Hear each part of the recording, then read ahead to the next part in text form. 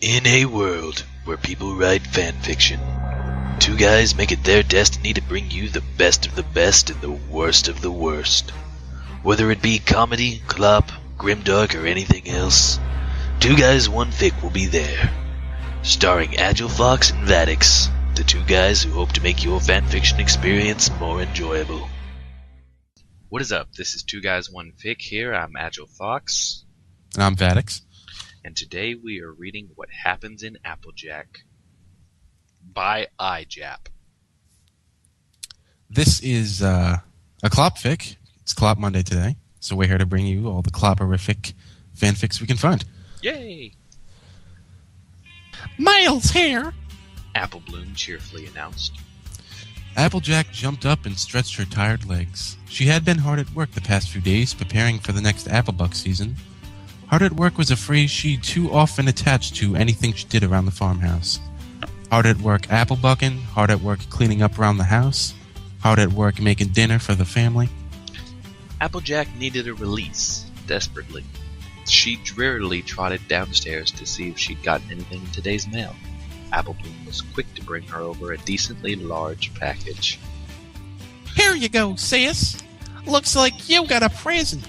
It ain't your birthday, though, is it? The cute little earth pony looked up at her sister with shame in her eyes. No, it sure ain't. That's for, sure. Applejack stumbled over her words as she read the package and spoke at the same time. There was a note attached to the box, a gift. We both know you need some time to yourself now and then, don't we? It was obviously from Rarity. Thanks, kiddo. Now go tend to your chores, you hear? Applejack said as she quickly took the package upstairs, immediately suspecting fairly inappropriate contents within. She unraveled the purple ribbons holding the box closed and took the top off. Inside was a large purple shaft decorated with random grooves and bumps. Applejack blushed and looked down at the object. It was transparent and seemingly made from a solid gel. She quickly glanced around her room and grabbed the dong between her hooves. She must have accidentally pressed a button when she gripped it, and as it started vibrating loudly and swaying back and forth.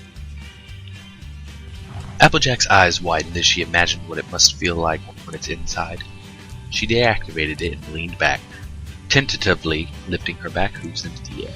Her recent experiences with Rarity had opened her mind to a new and exciting world of sexual experimentation. Only a week ago, she'd have returned the gift and scolded Rarity for even thinking she might be the type of pony who'd use this. However, those thoughts were absent. Applejack only had one thing on her mind. She wanted release. She pressed the cool, soft shaft between her warm thighs and closed her eyes. The relaxing sensation sent chills up her back as it buzzed against her body. After warming it up, she inched it closer to her eager lips. With a gentle prod, it easily began to slip in. The relaxed orange mare began stroking her own body with her hoof and imagined a certain white unicorn was in the room with her. Just as the silicone shaft slipped all the way in, Applebloom came bursting through the door. AJ, come quick! Well, that was the plan before you showed up. Applejack tightly closed her legs to conceal her toy. Wait, what? Applebloom placed her hoof on her chin. Will you just get out of here? No, I can't. Granny Smith needs you right away. Come on. Applebloom wasn't taking no for an answer. She climbed on the bed and began trying to push her big sister down with her head. Applejack blushed and closed her legs tighter. The toy was still running and buzzing inside her body. Forced to keep it hidden from her little sister's young, impressionable eyes, she decided to leave it in and go see what all the fuss was about. The two sisters trotted downstairs, Applejack much more slowly. Hurry up, sis. I'm coming, Applejack shouted, but hoped to Celestia those words weren't true. She finally made her way downstairs and saw Granny Smith partially asleep in her rocking chair. Well, why am I down here? Say what now? Granny Smith popped her eyes open and looked around. Oh, yes. I need you to give me your famous Applejack back crack. These old backbones of mine are giving me a mite of trouble. I can't get no dang sleep with them bothering me all afternoon. Granny Smith climbed off her chair and laid on her stomach while waiting for Applejack to begin. The orange mare gulped. This exercise required her to place a rear hoof on the pony's back while keeping the other on the floor and wrapping her front hooves around the pony's chest to lift up. Granny, I'm not so sure I'm really feeling up to it right now. You got to. If I don't get my back popped, I won't be getting any sleep. And if I don't get no sleep, I'll be mighty cranky come dinner time. Granny continued, lying face down on the hardwood floor. Applejack paused for a few moments, then decided she didn't really have a choice. Sure, revealing she had a toy lodged inside her body to her little sister and grandmother would be bad, but as Applejack thought about it, Granny Smith missing her nap was a whole nother bucket of beehives. All right, I'll do it, but you best be a little more appreciative this time. Applejack steeled her nerves and tightly tucked her tail between her legs to hold the rapidly vibrating dildo inside. As she stretched her leg over Granny Smith's back, she felt a tight tension inside herself, causing her to experience an unexpected burst of pleasure. Applejack let out an involuntary moan which startled her little sister. You all right, sis? Yeah, I'm okay. Applejack blushed and continued the process of cracking the old mare's back. What's that buzzing noise? We got skaters in the house again. Granny attempted to swat around the air in front of her face. It ain't nothing, don't you worry about it. Okay, nice and easy. You can do this. Applejack attempted to keep herself calm. She lifted her leg up and wrapped her hooves around Granny's torso. As she pulled up to complete the back cracking process, her tail forced the rubbery shaft deeper inside, bringing her to a gasping orgasm that she'd been fighting for quite some time now. Applejack closed her eyes and bit down on her tongue as she realized she just had an orgasm while straddling her grandmother. Just then, big Macintosh and Braeburn walked through the front door. Hey, cuz, we thought you could use an extra set of hooves this applebug season. The three ponies were all painfully quiet. What in the name of all things applebucking is going on here? Braeburn asked, his shocked expression speaking for itself. Applejack was the first to respond with a flushed face.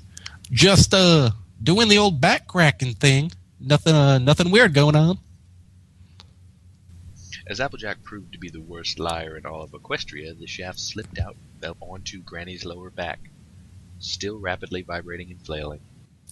Ew! What's that? Apple Bloom covered her mouth with her hooves, shrieking. Braeburn began laughing hysterically and fell over on the floor. Is it skaters? I told you we had skaters. Granny Smith began trying to roll over and swat at the air. Big Mac stood stoic, his eye twitching. Applejack took a few steps back and desperately searched for the words to make this all blow over like nothing had happened. Nothing came to mind. Curse you, Rarity. Granny managed to roll over on her back and grab the buzzing object. Applejack quickly took a couple steps forward to try and take it, but stopped, not sure how to properly handle the situation. Well, I'll be darned if this ain't the biggest skater I've ever seen. Granny, that ain't no skater. Applejack spoke up. It ain't? Well, what is it then? Granny held the shaft up to her nose and sniffed it. Braeburn, still lying on the floor, took this opportunity to speak up. It's a blueberry banana. Why don't you try bite? No, Granny, don't. Applejack shouted, but it was too late. The oblivious old mare took a big bite off the tip of the dome, using her false teeth to easily sever the lightweight material. As she chewed it up, Braeburn became even more hysterical. No way. That's just nasty, Gram. Applejack's face was as red as Big Mac's, and she stepped back again, fighting the urge to run away. Apple Bloom, go to your room, Sugar Cube. The excitable little filly would have normally protested, but she sensed something was off in this strange situation and welcomed an escape from her confusion. The old earth pony wobbled to her hooves and swished the rubbery chunk around in her mouth before spinning across the room. Tastes like sweat and plastic. Granny Smith sat back down in her chair, tightly clutching onto Applejack's gift as a spat-out piece bounced dangerously close to Braeburn's face, who quickly scurried away. In a matter of seconds, Granny was asleep in her chair. Applejack placed a hoof on her face as the embarrassment began to fully sink in. She knew there was no way she'd ever live this down. Big Mac lowered his head, torn between the shame of his sister's inappropriate actions and the hilarity of the whole situation. I know I don't need to tell you this, AJ. What you do in the privacy of your room is your own business. This is what happens when you let your antics venture out into the open. Don't let it happen again. Granny could have choked on that. Applejack lowered her head and accepted her lecture, even if it was a bit unorthodox. Braeburn, still in love with the moment, threw his share into the conversation. What a way to go, could you imagine? Here lies Granny Smith. She was a good granny, the best Smith. Met an untimely end. However, it was a suiting end for a man with more foes than she could count. Surprising? Yes. No one would have guessed she died choking on a deal. Enough, Bray. Applejack cut her disrespectful cousin off. The small earth pony shot her a mischievous glance. Do. The end. What did you think of the fic? I was stifling in laughter nearly the entire time. Yeah, it was really good. One of the funniest plot fics. And actually is actually pretty tasteful. Full of flavor. Compared to what we normally read. Oh, yes. My mistake. But best collab fics definitely have comedy in them. Oh, yeah.